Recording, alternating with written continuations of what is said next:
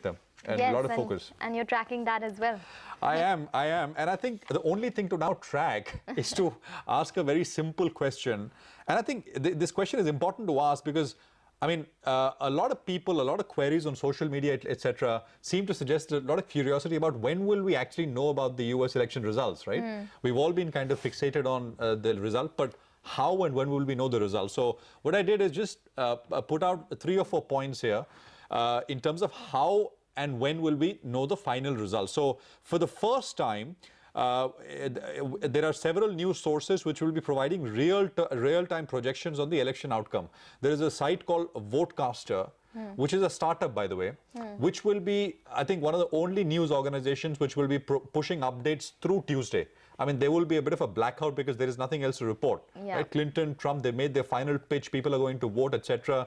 So there is, but sites like the Votecaster, this startup, they'll enable you to watch these election results as the Clinton or the Trump campaigns would be tracking them as well. So it's real time. The broader traditional media embargo on exit polls, that ends 6 a.m. Singapore time. That's about 3:30 a.m. our time. I'm talking about Wednesday morning now, right? 3:30 a.m. Is when the media embargo. Tonight for us. Early morning for us, right? And you'll be in office to track that. But and this, that 3:30 cutoff should be important because if one starts to feel that there is a large swing to the exit polls start to suggest there is a large swing towards Hillary Clinton. I mean, I think it becomes very clear. The next major kind of time is between 8 and 9 a.m. Singapore time, which is about 5:30 or 6:30 our time. This is essentially the close of polls for a lot of crucial swing East Coast-based states. So that's about 5:30 to 6:30. By this time, I think we should have a much more clearer idea about which way the election is going, unless, and of course, this is going straight down to the wire. Finally, at about 10:30 a.m. our time, news agencies, news channels, they start to call the election, right? Last 2 times, the results came out around the last 2 elections, US elections.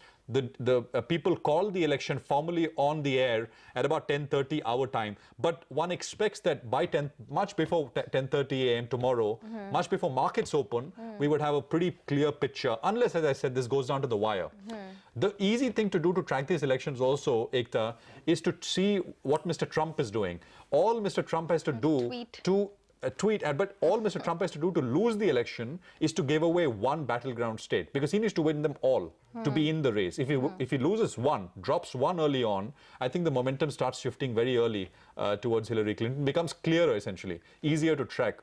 And I think the financial markets already gave their verdict last night in terms of where their bias or where their bets are laid, because we have the Mexican markets which were higher yesterday. Dow Jones was up any which way. They're all coming off extremely oversold levels. Not Dow Jones. Dow Jones isn't. I mean, US markets have, I would say, barely corrected. They're down a little bit, not by much. But the peso, for example, has been crushed. So they're coming off from extremely oversold levels. But they would have been down if if the bets were against Clinton. Absolutely. So nonetheless, even the pharma space is down and out in today's trading session. Remember, pricing pressure fears increase if in case there is a Democratic win, according to analysts. But let's get